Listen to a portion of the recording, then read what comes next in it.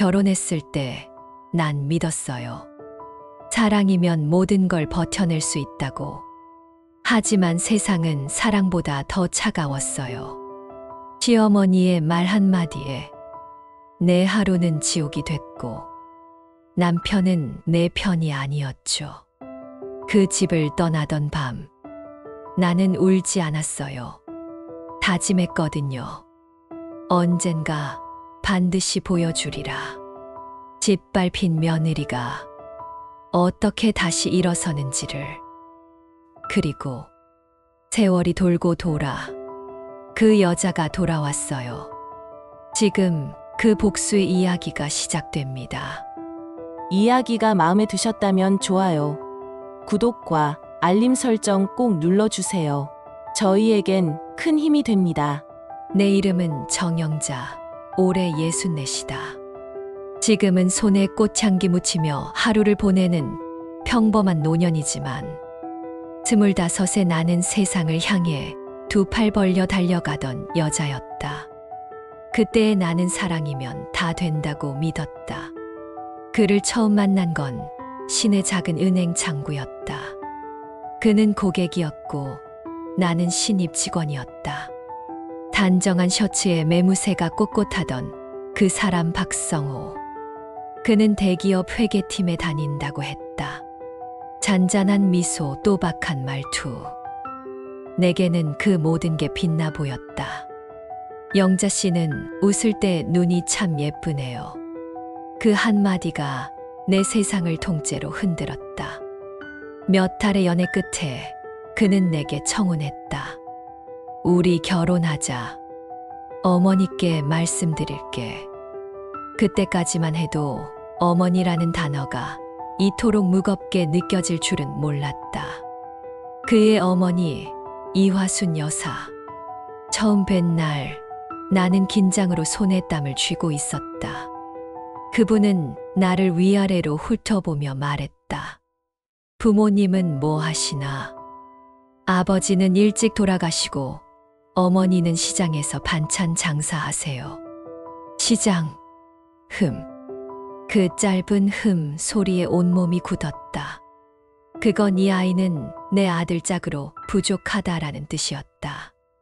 하지만 나는 사랑을 믿었고 사랑이면 벽도 허물 수 있다고 생각했다. 결혼식은 생각보다 빨리 진행됐다. 성호는 내 손을 꼭 잡고 속삭였다. 걱정 마. 어머니도 결국 마음 여실 거야. 그 말을 믿었다. 정말 믿었다. 결혼 후 나는 시댁에서 함께 살게 됐다. 남편의 직장은 바빴고 시어머니는 집안의 모든 일을 내게 맡겼다. 새 며느리면 새벽 5엔 일어나야지. 국화는 내가 보는 거야. 우리 집은 짠 걸 좋아해. 그때는 그게 당연한 줄 알았다. 시어머니의 말이라면 고개를 숙였다. 그러던 어느 날 어머니가 시장에서 남은 반찬을 싸오셨다. 김치와 멸치볶음, 그리고 계란말이. 이건 시장에서 남은 거라 좀 모양이 그렇네. 그래도 내 시어머니 드려. 나는 감사한 마음으로 그 음식을 차려드렸다. 하지만 시어머니의 반응은 싸늘했다. 이게 뭐니? 시장에서 남은 거. 우리 집 식탁을 쓰레기통으로 보니? 그 말에 손이 덜덜 떨렸다. 식탁 위에 반찬이 갑자기 죄라도 된 듯 부끄러워졌다. 그날 저녁 남편에게 말했다. 어머니가 좀 심하신 것 같아요. 그는 신문을 넘기며 짧게 대답했다. 우리 엄마 원래 그래. 신경 쓰지 마. 그 한마디로 모든 게 끝이었다. 시간이 지나면서 나는 조금씩 깨달았다. 시어머니의 눈에는 내가 며느리가 아니라 외부인이었다. 밥을 해도 청소를 해도 웃어도 항상 그분의 눈엔 부족했다. 내 친정은 그래도 됐나 보지. 여자면 아는 체 하지 말고 시키는 대로 해야지. 나는 매일 웃었다. 억지로라도 웃어야 했다. 그게 착한 며느리의 조건이었으니까. 하지만 어느 날 장독대 앞에서 그분의 목소리를 들었다. 저런 계집을 데려온 게 내 평생 실수야. 그 말이 칼처럼 가슴을 찔렀다. 손에 들고 있던 된장국 그릇이 바닥에 떨어져 산산이 부서졌다. 그 소리에 시어머니가 돌아봤다. 뭐야, 그게 왜 떨어져? 설마 들었니?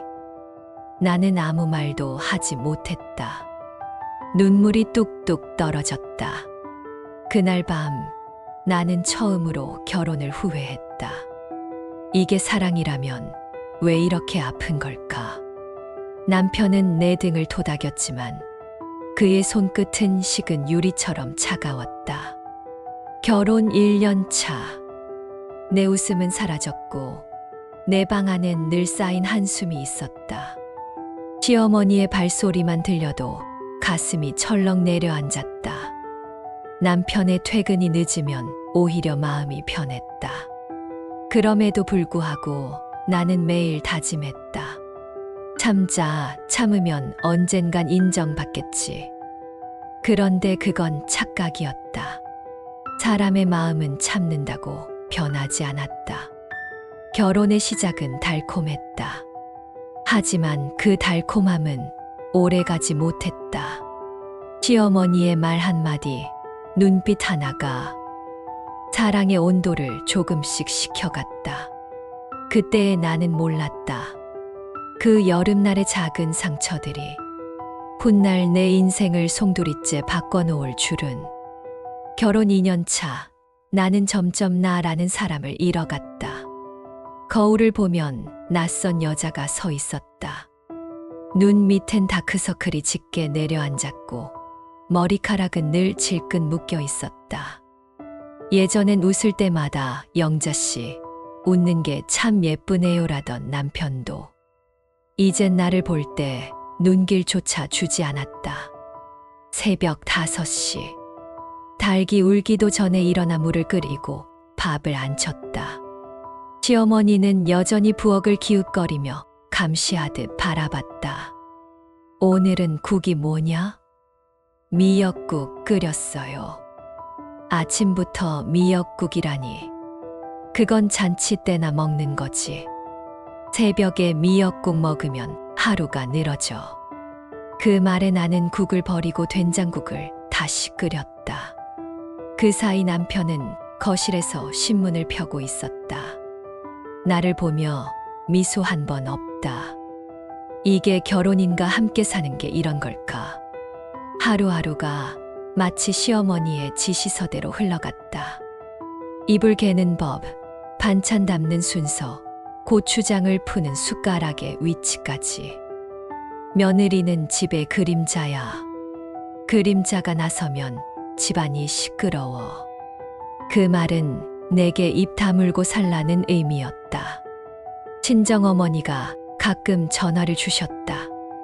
영자야, 잘 지내니? 얼굴 좀 보자. 엄마, 나 바빴어. 다음에요. 그 다음은 오지 않았다. 시어머니는 친정 얘기만 나오면 인상을 찌푸렸다. 시댁에 와서 친정하는 며느리는 천덕꾸러기야. 그날 이후 나는 친정에 가지 않았다. 그게 평화를 지키는 방법이라 믿었다. 시간이 조금 지나면서 시어머니의 통제는 더 강해졌다. 집안일 다 끝내기 전엔 내 방에 들어가지 마. 너무 조용하면 게으른 거야. 부지런한 며느리는 발소리가 들려야 해. 나는 하루 종일 소리를 냈다. 청소기 돌리는 소리, 바닥 쓸고 물 붓는 소리, 그릇 씻는 소리. 그 소리가 나의 존재 증명이었다. 하지만 저녁이 되면 이상하게 집이 너무 조용했다. 남편은 늦게 들어왔고 들어와도 말이 없었다. 내가 만든 밥을 먹으며 한숨만 쉬었다. 무슨 일 있어요? 회사 일 복잡해. 말 걸지 마. 그 말에 나는 다시 주방으로 숨어들었다. 결혼 3년 차에 나는 30년은 늙은 기분이었다. 어느 날 시어머니가 아픈 기색을 보였다. 병원에 모시고 갔다. 진단은 단순한 위염. 나는 정성껏 죽을 쓰고 약을 챙겨드렸다. 그런데 며칠 뒤 어머니가 이웃집 아주머니에게 이렇게 말했다. 우리 집 며느리 손이 워낙 차서 그런가. 내가 더 아파. 그 말을 들었을 때 가슴이 철렁 내려앉았다. 이제는 내가 뭘 해도 불만이구나. 내가 숨을 쉬는 것조차 그분에겐 불쾌한 일처럼 느껴졌다. 그날 밤 나는 잠을 이루지 못했다. 창문 밖으로 비가 내렸다. 빗소리를 들으며 중얼거렸다. 나는 왜 이렇게 살고 있을까? 결혼 5년 차. 이제는 웃는 법도 잊었다. 남편의 생일이 다가와 케이크를 샀다. 직접 반죽을 하고 초를 꽂았다. 여보, 생일 축하해요. 그때 시어머니가 방에서 나와 말했다. 남자가 무슨 케이크야. 국수 삶지 그랬니? 남편은 애써 웃으며 케이크를 잘랐다. 하지만 그 순간 나는 알았다. 그 웃음조차 어머니의 눈치를 본 웃음이었다. 그날 이후 나는 나를 지우기 시작했다. 화장도, 옷도, 꿈도, 웃음도 시어머니의 눈에 들기 위해서라면 뭐든 버렸다. 그게 현명한 며느리의 길이라 믿었다. 하지만 마음속에서는 매일 또 다른 내가 울부짖었다. 이건 내 인생이 아니야. 어느 날 밤 남편의 잠든 얼굴을 바라봤다. 그는 여전히 단정했고 젊었고 평온해 보였다. 하지만 나는 아니었다. 내 마음은 무너진 벽돌처럼 부서져 있었다. 그때 깨달았다. 사랑보다 더 무거운 건 시댁의 질서라는 것을. 나는 매일 조금씩 죽어가고 있었다. 말없이 조용히 그리고 철저하게. 그러던 어느 날 시어머니가 내게 물었다. 영자야, 내가 결혼하고 가장 잘한 게 뭐라고 생각하니? 나는 대답하지 못했다. 정말 없었으니까. 그분은 코웃음을 쳤다. 그렇지. 그게 문제야. 넌 며느리로서 성취가 없어. 그날 밤 나는 처음으로 기도했다. 하느님, 제발 내일 아침 눈 뜨지 않게 해주세요. 그 정도로 지쳤다. 하지만 나는 눈을 떴다.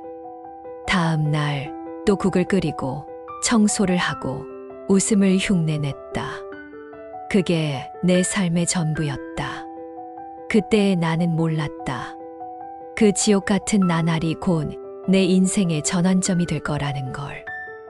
혼 6년 차, 나는 이미 사람이라기보다 하나의 가구처럼 살고 있었다. 아침이면 움직이고 저녁이면 꺼지는 조명 같은 존재. 시어머니의 말에 고개를 숙이고 남편의 기분에 따라 숨을 조절했다. 그게 내 하루였다. 그의 추석, 모든 건 그날 저녁에 무너졌다. 명절은 시어머니에게 전쟁 같은 날이었다. 새벽 4시, 나는 칼을 쥐고 전 부치기를 시작했다. 손가락이 베이고 기름이 튀어 화상을 입었지만 멈출 수 없었다.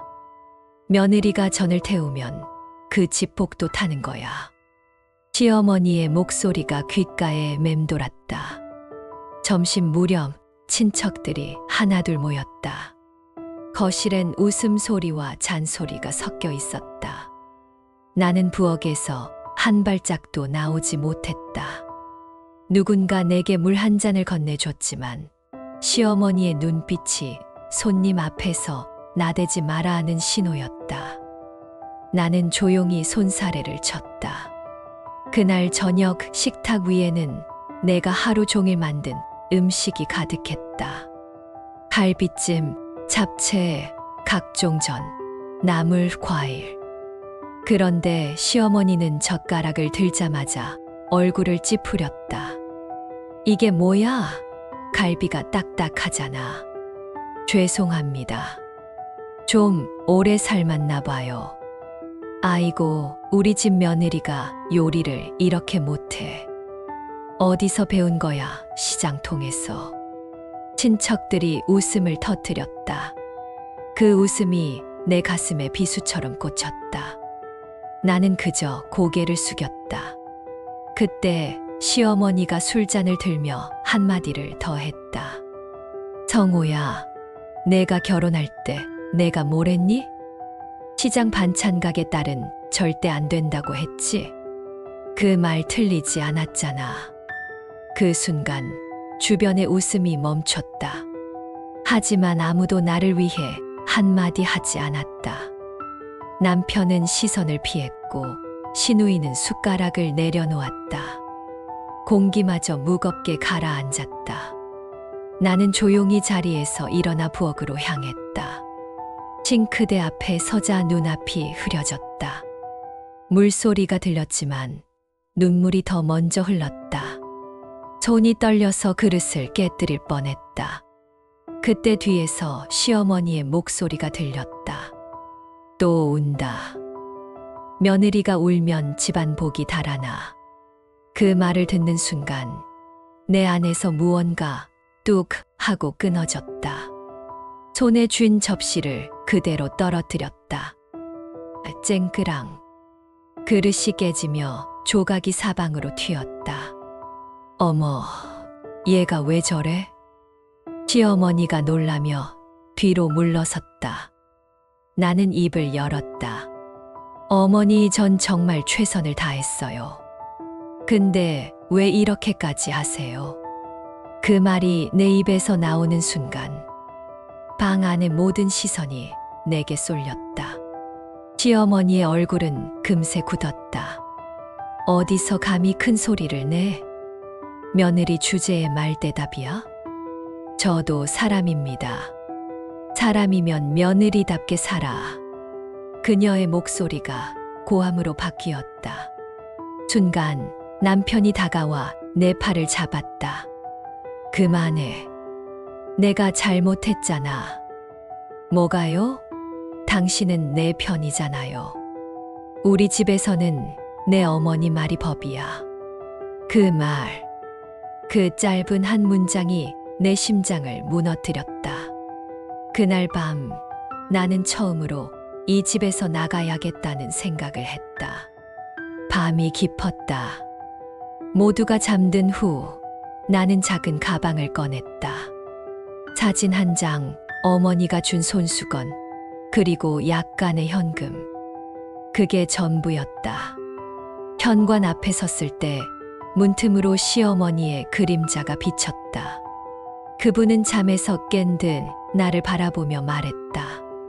도망가니? 죄송해요. 더는 못 버티겠어요. 그럼 나중에 후회하지 말아라. 우리 집에 다시는 발도 들이지 마. 그 말에 나는 대답하지 않았다. 문을 열고 나섰다. 찬바람이 얼굴을 스쳤다. 마치 세상이 나를 삼키는 듯한 공기였다. 그러나 이상하게도 그 순간 나는 자유로웠다. 길 위에서 휴대폰을 꺼냈다. 화면 속엔 엄마라는 이름이 떠 있었다. 한참을 망설이다가 전화를 걸었다. 영자야? 그 목소리에 눈물이 왈칵 쏟아졌다. 엄마, 나 좀 데리러 와줘. 왜 그래? 무슨 일 있었어? 그냥 집에 가고 싶어. 그 말이 내 입에서 흘러나올 때 비로소 나는 깨달았다. 그동안 내가 살던 곳은 집이 아니었다는 걸. 그건 감옥이었다. 그날 밤 나는 25에 순수했던 영자를 그 집에 두고 나왔다. 시어머니의 눈빛 속에, 남편의 무관심 속에, 내 젊은 날의 마지막 온기를 남겨둔 채 그날 이후 나는 다시는 그 집의 며느리가 아니었다. 다시는 그 사람들의 그림자도 밟지 않으리라 다짐했다. 서울역 앞버스 정류장. 그날 새벽 나는 손에 작은 가방 하나만 들고 있었다. 지갑엔 2만 원이 전부였고 마음엔 텅 빈 바람만 불었다. 집이라고 부르던 그곳을 나온 지 몇 시간도 안 됐는데 벌써 내 인생의 절반이 사라진 듯한 기분이었다. 눈앞엔 새벽 노점의 불빛이 아른거렸다. 호떡 굽는 냄새, 트럭에서 쏟아지는 채소 상자. 그 속에서 나는 유령처럼 걸었다. 누가 어디 가세요? 하고 물어봐도 대답할 말이 없었다. 내겐 갈 곳이 없었다. 친정집 문을 두드린 건 해가 뜨고 나서였다. 영자야, 너 얼굴이 왜 이래? 엄마는 나를 보는 순간 눈이 커졌다. 내 얼굴엔 며칠째 잠 못 잔 그림자가 짙게 내려앉아 있었다. 그 품에 안기자마자 그동안 참아왔던 눈물이 터졌다. 엄마, 나 이제 진짜 못 살겠어. 그 말이 나도 모르게 터져 나왔다. 엄마는 말없이 내 등을 두드렸다. 그 손길이 따뜻했다. 그동안 잊고 살았던 사람의 온기가 거기 있었다.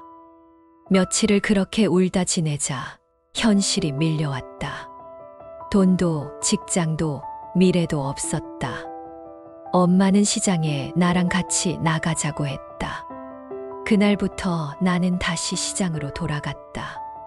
어릴 적 어머니를 따라다니던 그 길 위로 아침마다 반찬통을 싣고 김치를 담고 손님들에게 웃음을 지었다. 손에 김치 양념이 스며들고 무릎은 퉁퉁 부었다. 그래도 좋았다. 누가 나를 욕하지 않았고 누구도 내 발소리를 감시하지 않았다. 내가 끓인 국을 맛있다고 말해주는 사람도 있었다. 그 한마디에 나는 하루 종일 버틸 힘을 얻었다. 그렇게 몇 달이 흘렀다. 겨울바람이 매섭던 어느 날, 시장 구석에 자주 오는 한 아주머니가 내게 말했다. 아가씨, 손이 참 야무지네. 우리 식당에서 일해볼래? 그 식당은 시장 맞은편 허름한 밥집이었다. 나는 주저없이 네, 할게요. 하고 대답했다. 첫날은 지옥이었다. 손님은 끊이지 않았고 주방은 불과 기름 냄새로 가득했다. 뜨거운 냄비를 몇 번이나 놓치고 설거지통에 손을 베었다. 밤에 집에 돌아오면 손끝이 퉁퉁 부어 있었다.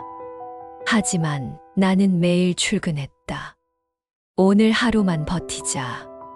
그 말이 내 주문이었다. 시간이 지나면서 나는 점점 익숙해졌다. 주방에서 나보다 나이 많은 이모님들이 내 손을 잡고 말했다. 영자야, 너는 일복이 많아. 근데 그게 복이야. 일이 널 살려줄 거야. 그 말이 내 마음속에 박혔다. 그래, 일이라도 열심히 하자. 누군가를 위해서가 아니라 나 자신을 위해서. 그날 이후 나는 새벽 4시에 일어나 식당 문을 열었다. 첫 손님이 들어오기 전 나는 혼자서 가게 구석에 앉아 커피 한 잔을 마셨다. 그 짧은 시간, 그것이 내 자유였다. 식당에서 일한 지 3년째. 사장님이 내게 말했다.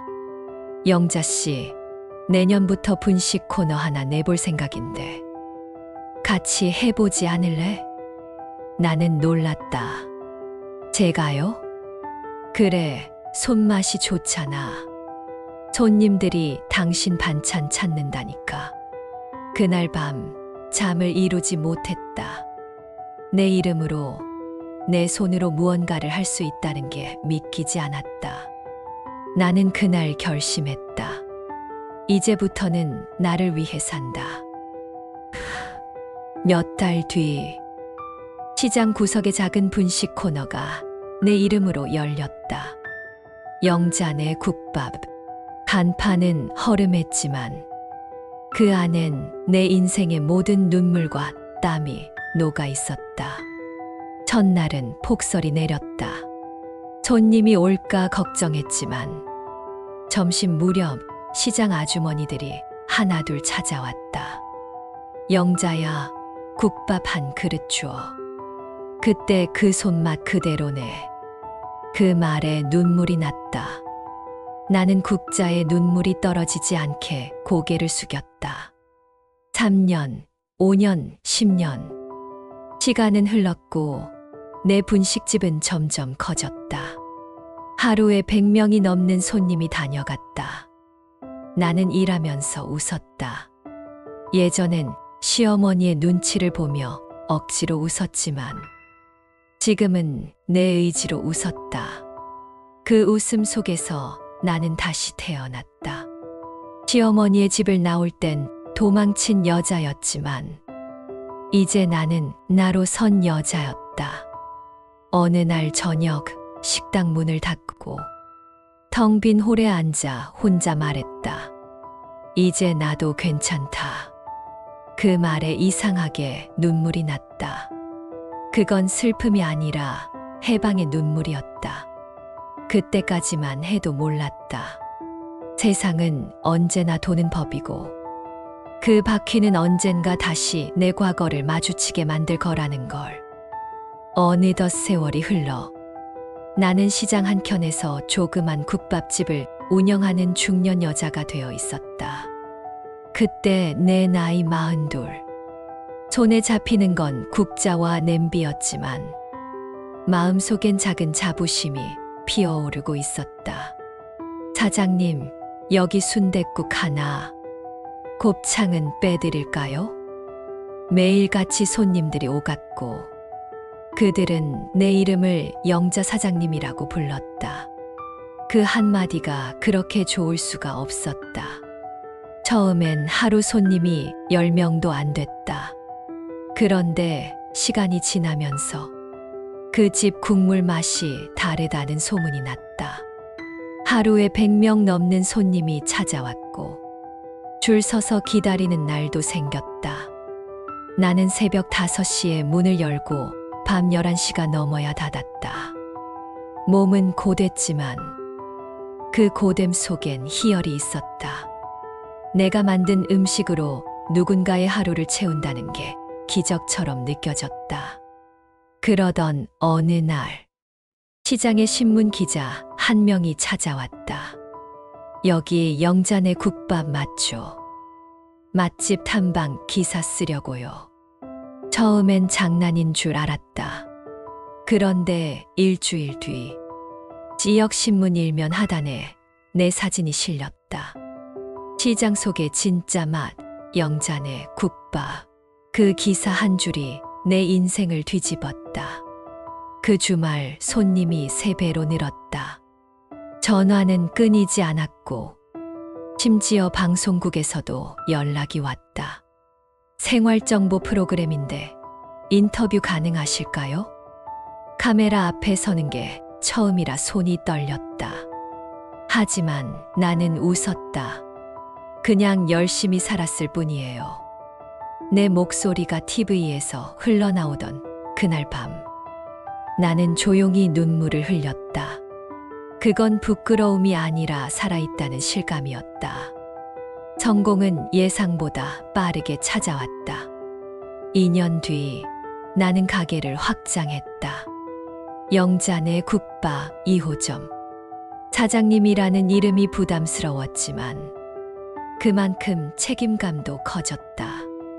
일이 많아지자 종업원도 늘렸다.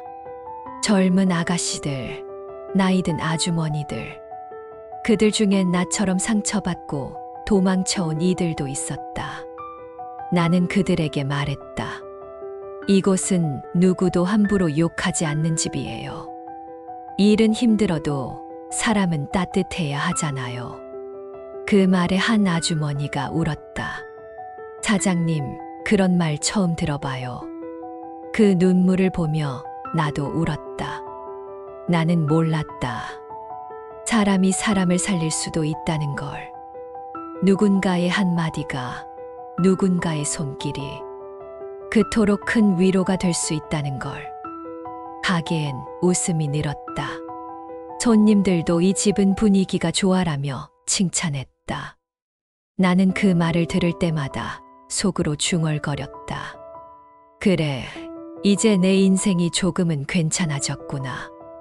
어느 날 가게에 낯익은 손님이 들어왔다. 정장을 입은 중년 남자. 잠시 나를 바라보다가 조심스레 말했다. 영자야? 숨이 막혔다. 그 목소리 잊을 수 없었다. 남편 박성호였다. 여기서 일하나? 일하는 게 아니라 제 가게예요. 그의 얼굴에 당황한 기색이 스쳤다. 잘 지냈어요? 그는 대답하지 못했다. 대신 한참을 내 얼굴을 바라보다 말했다. 많이 변했네. 그쪽도요. 그는 잠시 머뭇거리더니 어머니가 많이 아프다고 했다. 그 말에 심장이 철렁 내려앉았다. 하지만 입술은 굳게 닫혔다. 그래요, 오래 사셨으니 이제는 몸도 약해지셨겠죠. 그는 대답하지 않고 조용히 고개를 숙였다. 그날 밤 나는 잠을 이루지 못했다. 머릿속엔 시어머니 얼굴이 떠올랐다. 차가운 눈빛, 차가운 말투. 그리고 나를 쫓아내던 그 마지막 밤. 우리 집에 다시는 발도 들이지 마라. 그 목소리가 여전히 귓가에 남아 있었다. 하지만 이상하게도 미움보다 묘한 연민이 밀려왔다. 그분도 나처럼 외로웠을까? 나는 손끝으로 상처 자국을 쓸어내렸다. 칼에 베이고 기름에 데인 자국들.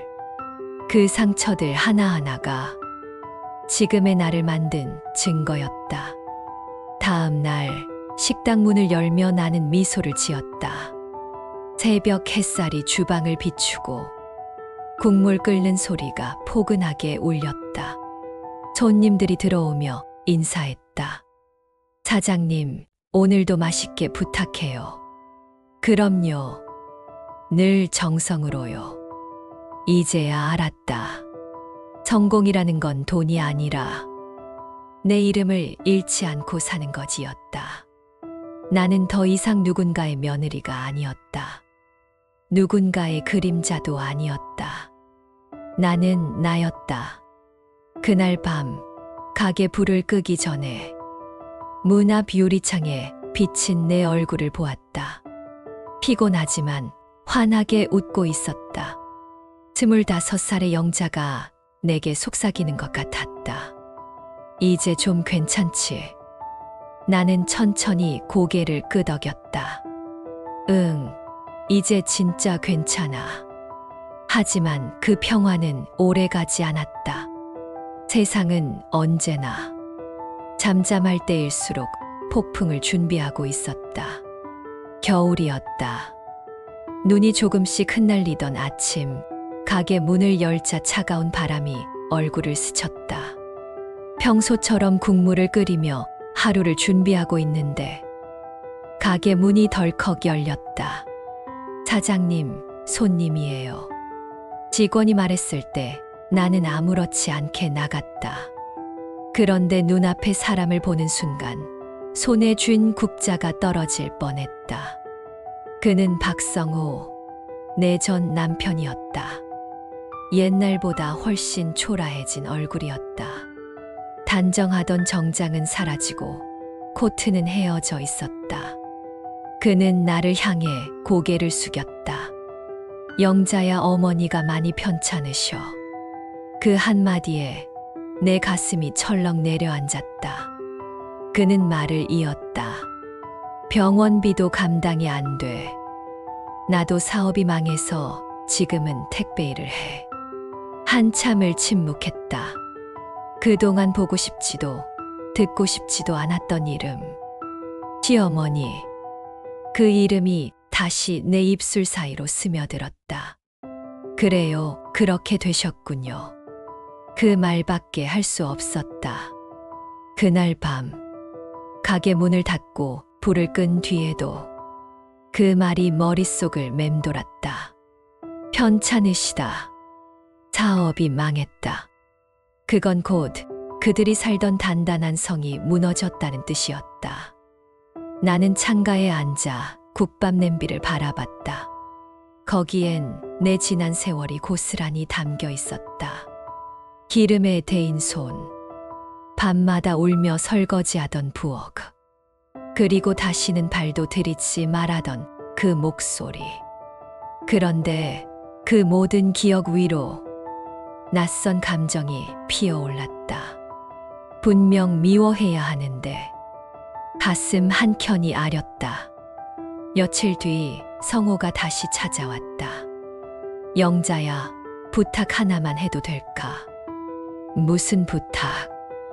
어머니가 지금 병원비도 밀렸어. 나도 당장 낼 돈이 없어. 잠시만 조금만 도와줄 수 있을까? 그는 예전처럼 내 눈을 보지 않았다. 시선을 피하며 말했다. 나는 조용히 물었다. 그때 제가 집에서 나올 때 뭐라고 했는지 기억나요? 그는 입을 다물었다. 기억나. 다시는 발도 들이지 마라고 했죠. 그 말을 하신 분이 이제 제 도움을 청하신다니 세상 참 돌고 도네요. 그 말에 그의 어깨가 축 처졌다. 미안하다, 영자야. 그때는 우리 모두 미쳤던 것 같아. 나는 한참을 그 얼굴을 바라보다 말했다.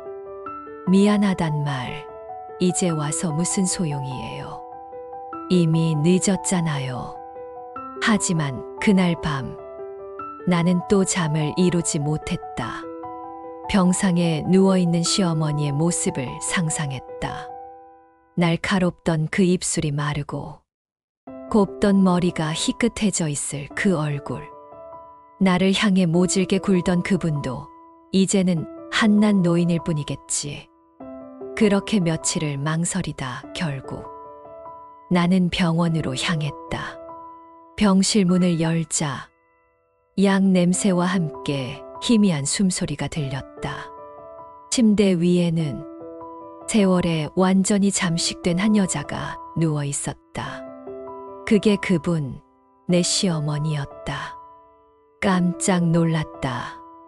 한때 기세등등하던 얼굴은 사라지고 쭈글쭈글한 손이 이불 위로 힘없이 놓여 있었다. 눈을 감은 그분의 얼굴엔 고집도 권위도 없었다. 그저 외로움만 남아 있었다. 어머니, 그 이름이 입에서 새어나왔다. 순간 그녀의 눈꺼풀이 떨렸다. 누구 영자냐? 그 목소리는 너무 약해서 금방이라도 끊어질 듯했다.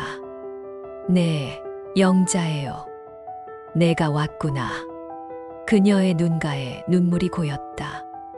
미안하다. 내가 그때. 괜찮아요, 어머니. 이제 그런 말 하지 마세요. 나는 조용히 그녀의 손을 잡았다. 뼈만 남은 손이 떨리고 있었다. 그 손끝에서 나는 오래전 기억을 느꼈다.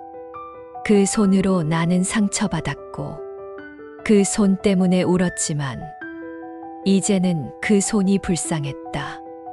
그날 밤 병원을 나서며 하늘을 올려다봤다. 눈이 내리고 있었다. 가로등 아래로 흩날리는 눈송이들이 마치 내 과거의 조각처럼 보였다. 어머니, 입안에서 그 단어가 천천히 흘렀다. 미움도 원망도 이제는 다 녹아버린 듯했다. 며칠 뒤 병원에서 연락이 왔다. 보호자분, 환자분이 위독하십니다. 나는 서둘러 달려갔다. 침대 위에 그녀는 마지막 숨을 몰아쉬고 있었다. 그녀는 나를 보자마자 미소를 지었다. 영자야. 나는 그 손을 꼭 잡았다. 내가 있어서 다행이다. 그녀는 그 말을 끝으로 조용히 눈을 감았다. 장례식장에 서 있는 나는 이제 더 이상 며느리가 아니었다. 그저 한 인간으로 그녀의 마지막을 지켜보고 있었다. 관 뚜껑이 닫히기 전 나는 조용히 속삭였다. 어머니, 이제 편히 쉬세요. 그 모든 날 다 용서할게요. 장례가 끝나고 집으로 돌아오는 길, 눈이 내리고 있었다. 그 눈발 속에서 나는 문득 깨달았다. 세상은 참 공평하다고. 누군가를 짓밟으면 언젠가는 그 무게가 돌아온다는 걸. 그리고 그날 이후 나는 매일 아침 가게 문을 열며 이렇게 속삭였다. 오늘도 나답게 살자. 누구처럼 되지 않기 위해서. 시어머니의 장례가 끝난 지 한 달쯤 됐을 때였다. 이제 모든 게 끝났다고 생각했다. 그녀의 목소리도, 냉기 섞인 눈빛도, 그 집의 벽에 울리던 발소리도 이제는 내 기억 속 한 페이지로 남을 줄 알았다. 하지만 세상은 그렇게 쉽게 놓아주지 않았다.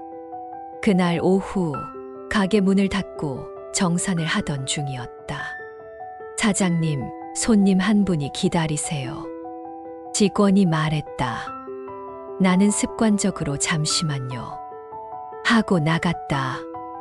그리고 그를 보자마자 숨이 막혔다. 박성호. 그는 여전히 그 자리에 있었다. 마치 지난 세월이 없었던 것처럼. 그의 눈엔 여전히 미안함과 후회가 섞여 있었다. 오랜만이야, 영자야. 그러게요. 장례식 때 이후로 처음이네요. 그날 고마웠어. 어머니 마지막을 그렇게 지켜줘서. 당연히 해야 할 일이라고 생각했어요. 그 말에 그는 잠시 고개를 숙였다. 잠깐의 정적. 그는 내 앞에 서서 조심스레 말했다. 혹시 시간 좀 내줄 수 있을까? 하고 싶은 말이 있어. 나는 망설였다. 다시는 이 사람과 과거를 나누고 싶지 않았다. 하지만 그의 눈빛엔 뭔가 절박함이 있었다. 좋아요. 가게 문 닫고 나서 밤 10시. 가게 문을 닫고 우리는 맞은편 찻집에 앉았다. 오랜만에 마주한 그의 얼굴은 피곤하고 지쳐 있었다. 그가 말했다. 그때 널 잡지 못한 걸 평생 후회했어. 나는 아무 말도 하지 않았다. 그는 손가락을 꼼지락거리며 말을 이었다. 그때는 어머니 말이 법이었어. 내가 나약했지. 그런데 넌 혼자서 이렇게 일어섰네. 참 대단하다. 나는 커피잔을 내려놓았다. 그땐 그렇게 말 안 했잖아요. 우리 집에서는 어머니 말이 법이라면서. 그래, 그래서 지금도 죄스럽다. 그의 목소리는 낮고 진심이었다. 그 순간 이상하게도 마음이 흔들렸다. 그가 내게 사과하는 모습을 상상한 적이 없었는데 지금 눈앞에 있었다. 지금은 어떻게 지내요? 혼자야. 회사도 정리했고 어머니 돌아가시고 나니 남은 게 없더라. 그는 허공을 바라보며 씁쓸하게 웃었다. 넌 참 잘 살고 있구나. 이제야 내가 행복해 보여서 다행이야. 나는 조용히 대답했다. 행복하진 않아요. 그냥 살아남았을 뿐이에요. 그는 갑자기 테이블 위에 봉투 하나를 꺼냈다. 이거 어머니 유품 중에 나온 거야. 봉투 안엔 오래된 손편지 한 장이 들어 있었다.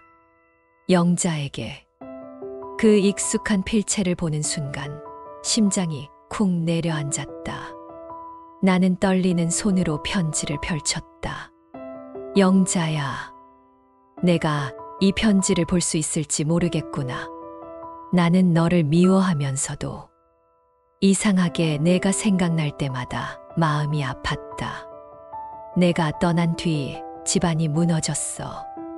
내가 며느리였을 땐 싫었는데 떠나고 나니 그 빈자리가 참 크더라. 늦었지만 미안하다. 내 생애 가장 큰 잘못은 너를 사람으로 보지 못한 거야. 이화순 드림. 글씨는 삐뚤빼뚤했고 군데군데 번져 있었다. 아마 병상에서 마지막 힘을 짜는 편지였을 것이다. 나는 말없이 봉투를 접었다. 눈앞이 흐려져서 글자가 더는 보이지 않았다. 성호가 말했다. 어머니가 마지막에 그걸 꼭 전해달라고 하셨어. 그래요. 그걸 읽으면 조금은 마음이 편해질 줄 알았어. 나는 고개를 저었다. 그분도 당신도 이제는 다 용서해요. 그 대신 내 삶에 다시 들어오려 하지 말아요. 그는 놀란 듯 나를 바라봤다. 아직 나를 미워해? 미워하지 않아요. 그냥 다 끝난 거예요. 우린 이미 각자의 길에서 다 배웠잖아요. 그 말에 그는 천천히 고개를 끄덕였다. 그래, 그래야겠지. 그날 이후 그는 다시 나타나지 않았다. 그 대신 나는 매달 한 번씩 시어머니의 묘에 들렀다. 꽃을 꽂고 국밥을 한 그릇 올려놓았다. 그건 용서라기보다 이젠 정말 끝났구나라는 인사를 남기기 위함이었다. 묘비 앞에서 바람이 불었다. 눈을 감으니 예전의 시어머니 목소리가 들리는 듯했다. 영자야, 이제 그만 힘들어라. 나는 미소를 지었다. 네, 어머니. 이제 괜찮아요. 그날 집으로 돌아오는 길, 저녁 노래 붉게 물든 하늘을 올려다봤다. 이제 과거는 완전히 멀어졌다. 남편도 시어머니도 그 집도. 하지만 마음 한켠이 따뜻했다. 이제 나는 진짜 혼자가 아니었다. 나라는 사람과 나를 지켜주는 삶이 함께 있었으니까. 겨울이 지나고 봄이 찾아왔다. 가게 앞에는 봄동이 싱그럽게 쌓였고 손님들의 웃음소리가 들렸다. 모든 게 평온했다. 정말로 이제는 괜찮다고 생각했다. 그런데 세상은 꼭 사람이 안심할 때 문을 두드린다. 그날 오후 낯선 여자가 가게 문을 열고 들어왔다. 단정한 정장 차림에 손에 들린 서류 봉투. 혹시 정영자 사장님 맞으시죠? 네, 그런데요. 저 박성우 씨의 아내입니다. 순간 공기가 멎었다. 아내라니? 그 말 한마디에 손끝이 얼어붙었다. 죄송해요. 이런 말씀 드리기 뭐하지만 요즘 남편이 계속 사장님 얘기를 해요. 그녀의 눈엔 불안과 분노가 뒤섞여 있었다. 나는 조용히 말했다. 걱정 마세요. 그런 감정은 오래전에 끝났어요. 그녀는 씁쓸히 웃었다. 그 말 믿고 싶어요. 그런데 남편은 그때 내가 영자를 잃은 게 내 인생의 가장 큰 잘못이라고 하더군요. 그녀는 봉투를 내밀었다. 이혼 서류예요. 남편이 재산 다 잃고 이제 아무것도 없어요. 당신이라면 그 사람 다시 받아주겠어요? 나는 한참 동안 그 봉투를 바라보다가 말했다. 전 그 사람 이미 오래전에 떠났어요. 그가 아니라 나 자신에게 돌아갔어요. 그녀는 아무 말 없이 고개를 끄덕이고 돌아섰다. 문이 닫히는 소리가 유난히 길게 울렸다. 그날 밤 가게를 닫고 홀에 앉았다. 심장이 이상하게 두근거렸다. 그녀의 말 때문일까? 아니면 아직도 내 안 어딘가에 남아있는 미련 때문일까? 다시 그를 만난다면 내가 얼마나 달라졌는지 보여줄 수 있을까? 문득 그런 생각이 스쳤다. 그건 단순한 궁금증이 아니었다. 복수심이었다. 그래, 한 번쯤은 그들이 나를 어떻게 무시했는지, 이제 어떤 여자가 되었는지 보여줘야 하지 않을까. 며칠 뒤 시장 상인회에서 연락이 왔다. 영자 사장님, 축제 때 음식 부스 운영 부탁드려요. 이번에 후원 기업도 들어오거든요. 후원 기업의 이름을 보는 순간 나는 숨을 삼켰다. 박성호가 대표로 있던 회사. 그는 망했지만 새 회사에 재취업했다는 소문이 돌고 있었다. 운명은 이렇게 꼭 다시 마주치게 만든다. 행사 날, 나는 부스에 서서 손님들에게 국밥을 내주고 있었다. 그때 멀리서 낯익은 실루엣이 보였다. 정장 차림의 남자, 박성호였다. 그는 내 앞에서 멈췄다. 여전히 그 국물 냄새네. 손님이세요? 나는 일부러 아무렇지 않게 말했다. 그는 미소를 지었다. 이제는 그저 손님일 뿐이지. 주변 사람들의 시선이 쏠렸다. 그는 조심스레 국밥을 한 숟갈 떠먹었다. 그리고 낮은 목소리로 말했다. 영자야, 이 맛 기억나. 이 국물은 너야. 나는 숟가락을 놓았다. 그만해요. 이제 그런 말 아무 의미 없어요. 미안해. 그땐 몰랐어. 내가 나보다 훨씬 강한 사람이었단 걸. 그 말에 잠시 숨이 막혔다.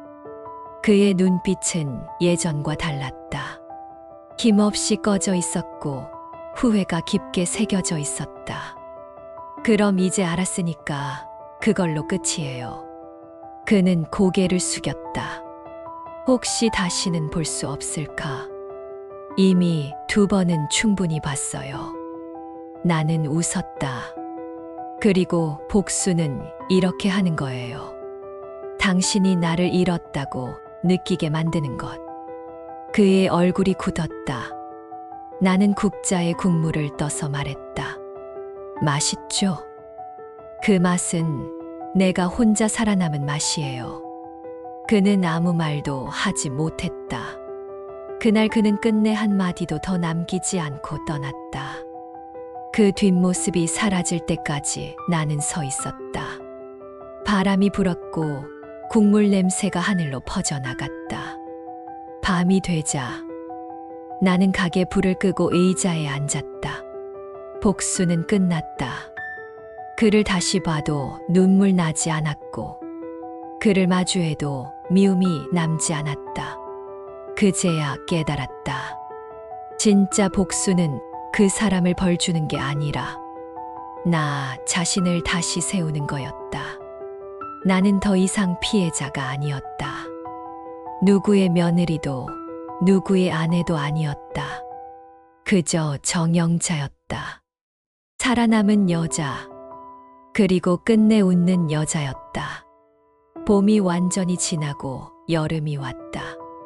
햇살은 강해졌고 시장 입구의 천막은 바람에 살짝 흔들렸다. 영잔의 국밥 간판 아래로 하루에도 수십 명이 웃으며 오갔다. 손님들은 내게 사장님, 오늘도 잘 먹고 갑니다. 하고 인사했다.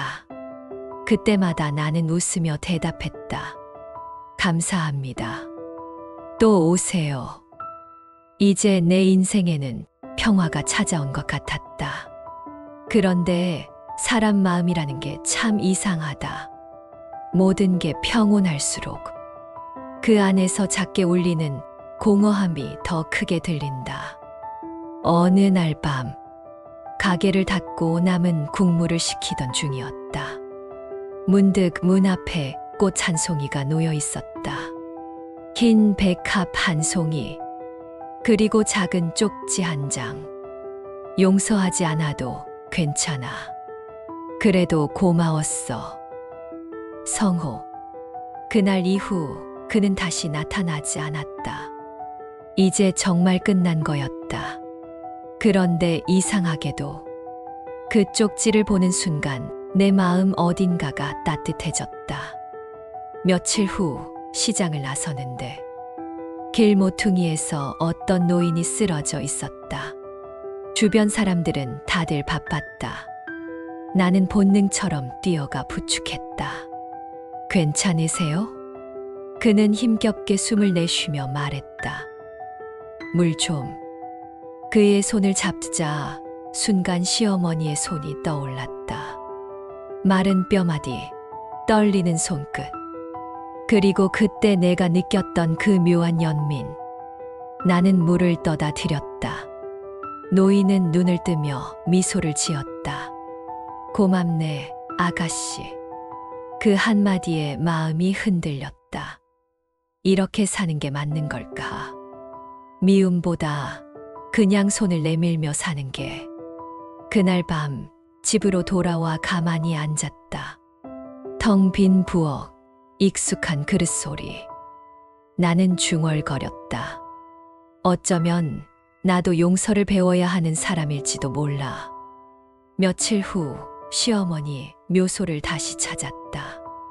푸른 들꽃이 피어 있었다. 나는 조용히 국밥 한 그릇을 올려놓았다. 그리고 낮은 목소리로 말했다. 어머니, 이제 진짜로 용서할게요.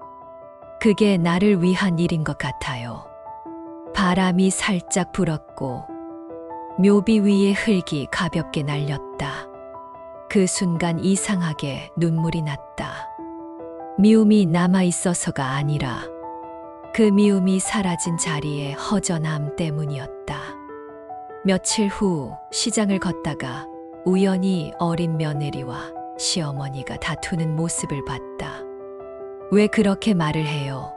저도 사람인데요. 내가 사람이지 며느리는 아니야. 그 말에 어린 여자의 얼굴이 굳었다. 그 모습을 보는 순간 예전에 내가 떠올랐다. 나는 그들에게 다가가 조용히 말했다. 두 분 다 너무 닮으셨네요. 네. 서로 사랑하는 방법이 서툴 뿐이에요. 그들은 멈칫했다. 잠시 후 시어머니가 한숨을 내쉬며 말했다. 그래, 내가 좀 심했지. 그 말에 며느리가 울었다. 나는 조용히 미소 지었다. 그날 나는 처음으로 다른 사람의 싸움을 말리며 마음이 평온했다. 이제야 내가 그때의 나를 구한 것 같다. 집에 돌아와 불을 끄고 창문을 열었다. 여름밤의 바람이 부엌 안으로 스며들었다. 그 바람은 어쩐지 잘했어 하고 속삭이는 것 같았다. 나는 거울을 봤다. 주름진 얼굴. 그러나 눈빛은 예전보다 훨씬 따뜻했다. 그래, 이제야 끝났구나. 그 한마디에 오래 묵은 돌덩이 같은 감정이 스르르 녹아내렸다. 그날 일기장에 이렇게 썼다. 복수는 결국 나를 태우는 불이었다. 하지만 용서는 나를 살리는 바람이었다. 나는 이제 바람으로 살겠다. 미움이 아닌 이해로, 눈물이 아닌 미소로. 그리고 마지막 줄에 이렇게 적었다. 정영자, 이제 진짜 행복해도 된다. 가을이었다. 바람이 선선하게 불고 가게 앞 단풍잎이 노랗게 물들었다. 손님들은 사장님, 요즘은 왜 더 예뻐지셨어요? 하며 웃었고 나는 그냥 잘 먹고 잘 자서 그래요. 하고 대답했다. 이제 내 나이 60이 넘었다. 식당은 여전히 붐볐고 하지만 예전처럼 허겁지겁 일하지 않았다. 나는 젊은 직원들에게 일을 맡기고 가끔 홀구석 의자에 앉아 그들을 바라보았다. 그때마다 마음이 따뜻해졌다. 어느 날 시장 한켠에 새로 생긴 카페로 커피를 마시러 갔다. 창가에 앉아 시장 골목을 내려다보는데 그 길이 참 낯익었다. 그 길을 처음 걸을 땐 눈물로 얼룩져 있었는데 지금은 햇살이 부서졌다. 시간은 잔인하지만 동시에 참 자비롭다. 그때 문득 내 앞을 지나가는 젊은 부부가 눈에 들어왔다. 손을 잡고 웃으며 걷는 모습이 어쩐지 오래전에 나와 성우 같았다. 순간 옛 기억이 스치듯 지나갔다. 하지만 이상하게 마음이 평안했다. 며칠 후 시장 상인회에서 올해의 귀감상을 받았다. 가장 성실하게 살아온 사람이라는 이유였다. 사람들이 박수를 치고 나는 마이크 앞에 섰다. 저는요, 예전엔 복수를 꿈꿨던 여자였습니다. 사람들이 조용해졌다. 나는 미소를 지으며 말을 이었다. 누군가에게 상처받고 무시당하고 버림받았어요. 그때는 세상이 다 원망스러웠죠. 하지만 결국 제 인생을 다시 세운 건 미움이 아니라 일이었고 사람이었어요. 잠시 말을 멈추고 관중을 바라봤다. 이 상은 저 혼자 받은 게 아니에요. 저를 무너뜨렸던 사람들에게도 절반은 돌려야 해요. 그들이 있었기에 제가 이렇게 단단해졌으니까요. 사람들 사이에서 박수가 터져 나왔다. 그 순간 나는 마음속에서 오래 묵은 돌덩이가 완전히 녹는 걸 느꼈다. 그날 밤 집에 돌아와 작은 상패를 식탁 위에 올려두었다. 불을 끄고 창밖을 보니 달이 환하게 떠 있었다. 달빛 아래에서 나는 중얼거렸다. 복수는 끝났어요, 어머니. 이제 전 그저 웃으며 살 거예요. 그 말이 입에서 흘러나올 때 눈물이 한 줄기 흘렀다. 슬퍼서가 아니라 정말로 모든 게 끝났기 때문이었다. 그 후로 나는 가끔 동네 경로당에 들러 젊은 며느리들과 이야기 나누는 일을 시작했다. 그들은 나에게 고민을 털어놨다. 시어머니가 너무 힘들어요. 남편이 제 편이 아니에요. 나는 조용히 웃으며 말했다. 그럴 때 있죠. 근데 울고만 있으면 아무것도 안 변해요. 자신의 인생을 스스로 세워요. 그게 진짜 복수예요. 그 말을 듣고 며느리들은 고개를 끄덕였다. 그들의 눈빛 속에 젊은 시절의 내가 있었다. 어느 늦은 오후 가게 앞 벤치에 앉아 있는데 바람에 국밥 냄새가 흩날렸다. 그 향이 참 좋았다. 그 향은 내 인생의 냄새였다. 문득 시어머니의 목소리가 들리는 듯했다. 영자야, 국물 간이 딱 맞네. 나는 하늘을 올려다보며 미소 지었다. 이젠 좀 인정하시네요, 어머니. 바람이 살짝 불었다. 어딘가에서 누군가의 웃음소리가 들렸다. 그게 어머니의 웃음인지 내 웃음인지 알 수 없었다. 그날 밤 일기장의 마지막으로 이렇게 썼다. 복수는 내 안의 어둠을 마주하게 만들었고 용서는 그 어둠 속에서 빛을 찾게 했다. 이제 나는 빛으로 남겠다. 누군가를 미워하는 대신 누군가의 상처에 손을 얹는 사람으로. 정영자, 인생 60년의 기록 중에서 새벽녘 가게 불을 켜고 끓어오르는 첫 국물 냄새를 맡았다. 그 순간 내 마음 속에서 잔잔한 소리가 울렸다. 이게 진짜 복수의 완성이구나. 미움이 아닌 웃음으로 끝내는 것. 그게 내 인생의 마지막 승리였다. 누군가를 이기는 가장 확실한 방법은 그를 미워하지 않는 것이다.